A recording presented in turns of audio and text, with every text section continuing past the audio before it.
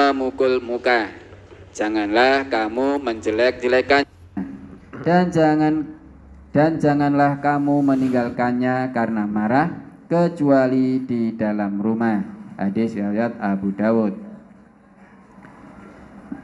Maksud pada kalimat jangan meninggalkannya karena marah kecuali di dalam rumah, ini maksudnya apakah ketika terjadi cekcok dengan istri, kita tidak boleh meninggalkan istri, misal keluar rumah dulu, setelah beberapa jam kembali, atau kita harus tetap di dalam rumah tersebut, Ustaz?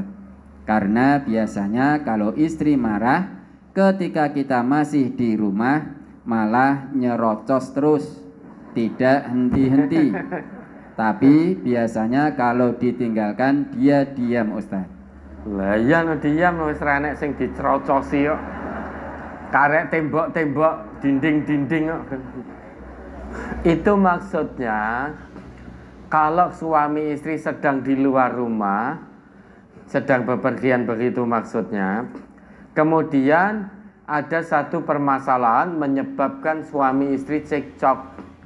Maka misal lagi di pasar atau di pantai atau dimanapun lah, tiba-tiba cekcok. Ini tidak boleh bagi suami, karena sedang marah-marahnya, akhirnya bojone ditinggal ning pasar. Wis nek ngono mulya dhewe. Rasudi goncengan roh kowe, akhirnya suami pulang, istrinya ditinggal di pasar. Nah, itu tidak boleh. Semarah apapun suami pada istri, ketika sedang terjadi perselisihan suami istri, bawa dulu istri ke rumah. Lah habis itu suami mau menenangkan diri, nah, boleh meninggalkan istri, tapi ditinggal di dalam rumah sehingga keamanannya terjamin, kehormatannya juga terjamin.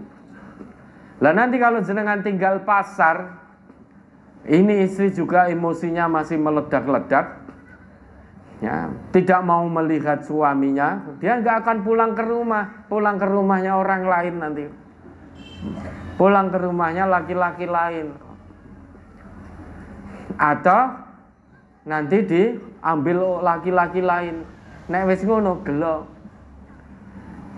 Itu maksudnya begitu. Kalau sedang berada di luar rumah, semarah apapun kita terhadap istri, maka tetap bawa istri pulang sampai rumah. Kemudian sesudah itu kita menenangkan diri, jangan berada di dekat istri. Kalau berada di dekat istri ternyata istrinya sing nyerocos tadi, ya, suaminya padahal sudah diam, tapi istri terus nyerocos begitu. Lah akhirnya suami tinggalkan istri sejenak biar semuanya tenang.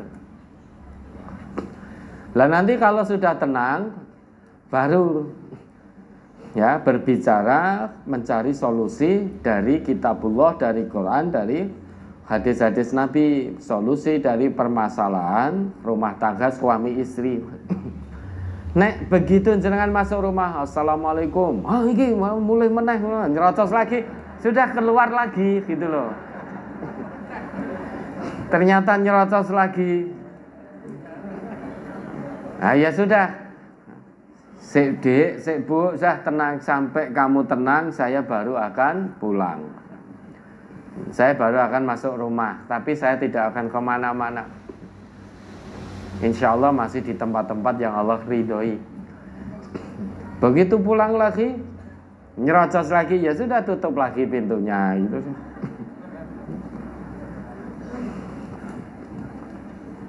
Ya, lah iya, istri kok nyerocos pada suami iki piye? Suaminya sudah sabar karena tidak ingin pertengkaran. Semua problem rumah tangga dicarikan solusinya dalam agama ini. Suaminya sudah ngajak, Dik, semua masalah, semua ini ada solusi dari Allah. Apalagi kita orang Islam, kita orang ngaji. Orang Islam-Islaman, orang ngaji-ngajinan. Lah terus apa kok orang Islam-Islaman, orang ngaji-ngajinan? Ya, itu berarti baru mengikuti bisikan setan, ya sudah, tinggalkan sejenak tapi posisinya sudah di rumah. Ya, ada lagi di surat An-Nisa ayat 34, Ar-rijalu qawwamuna 'alan nisa'i bima faddalallahu ba'dahum 'ala ba'din wa bima anfaqu min amwalihim fas-solihatu qanitatun hafizatun lil ghaibi bima hafizallah.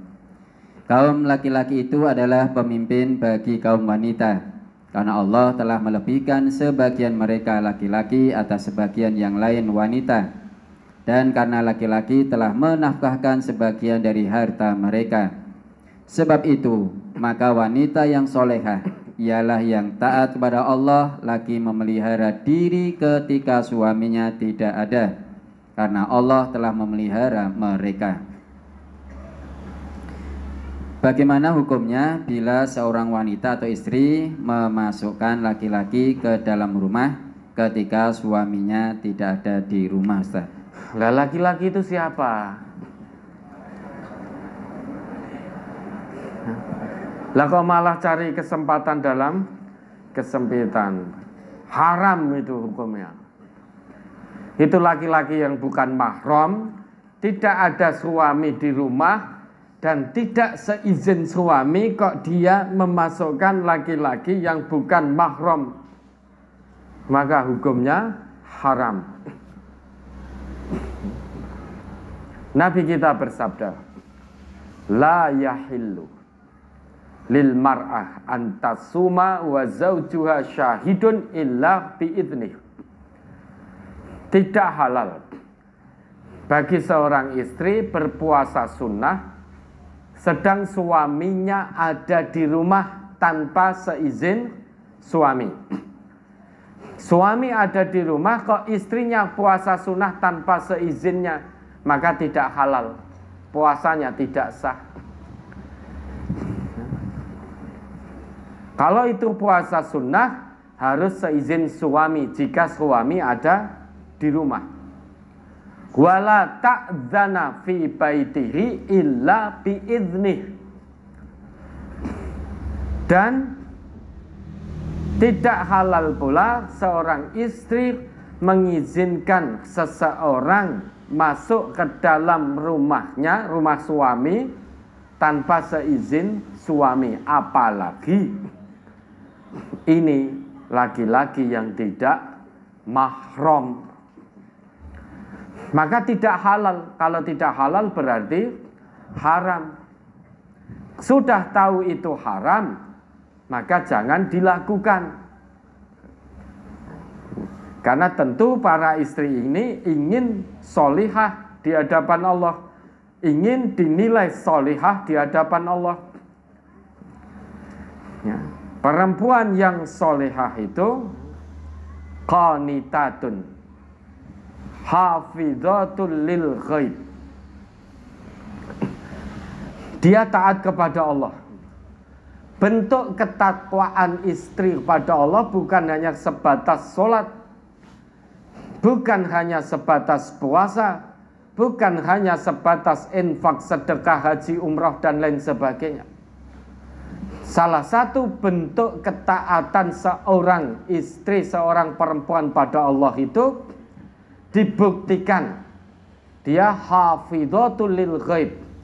Dia menjaga diri dan kehormatannya ketika suami tidak ada di rumah. Menjaga kehormatan rumah tangga suaminya, menjaga kemaluannya, menjaga kehormatan diri dan keluarganya. Dengan cara tidak memasukkan laki-laki yang bukan mahram tanpa seizin suami. Memasukkan seseorang saja kalau tanpa izin suami itu saja tidak boleh, apalagi memasukkan laki-laki yang tidak mahram.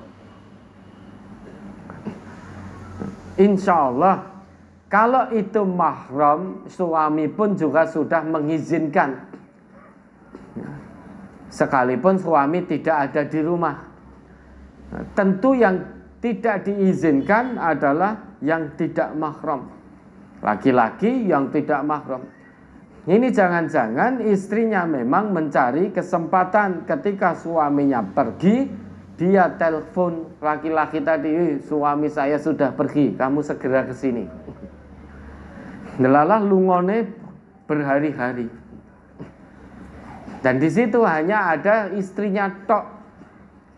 Sehingga kemudian dipanggillah laki-laki yang memang ada hubungan tidak benar. Masuklah ke rumah. Nah, ini istri yang terlaknat kalau memang seperti itu. Karena dia telah melakukan satu perbuatan yang sangat dilarang. Dia sudah dijaga oleh Allah. Ya. Istri ini kan, perempuan ini kan betul-betul dijaga oleh Allah. Sehingga tidak diwajibkan bekerja oleh Allah. Tidak kerja, tidak dosa. Dan tidak boleh ditinggalkan kecuali di rumah. Ini kan betul-betul dijaga kehormatannya oleh Allah. Maka sebagai wujud rasa syukur karena telah dijaga oleh Allah, istri harus menjaga kehormatan rumah tangga suaminya.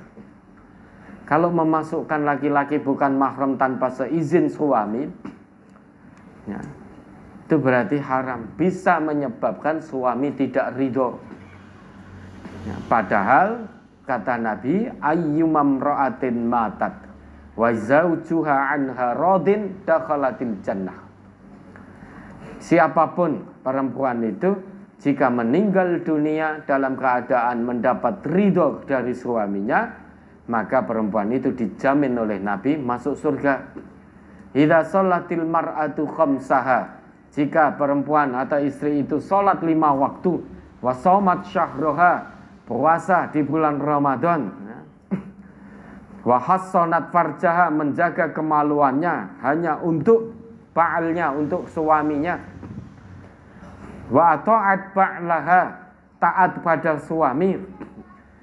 Termasuk bentuk ketaatan pada suami itu, ya, tidak memasukkan laki-laki yang bukan mahram tanpa seizinnya.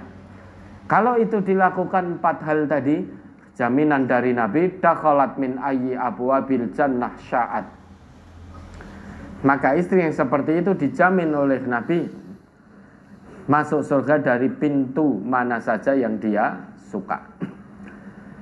Ya. Nah, ini kalau ditanya hukumnya, masukkan laki-laki yang bukan mahram kok istri sendirian di rumah itu, maka itu haram. Karena suami tidak ada di rumah. Harus seizin suami. Dan meskipun suami mengizinkan, istri tadi tetap tidak sendirian di rumah itu. Karena bisa berdua-duaan khalwat. Yang ketiga, setan. Ada lagi. Baru-baru ini rumah tangga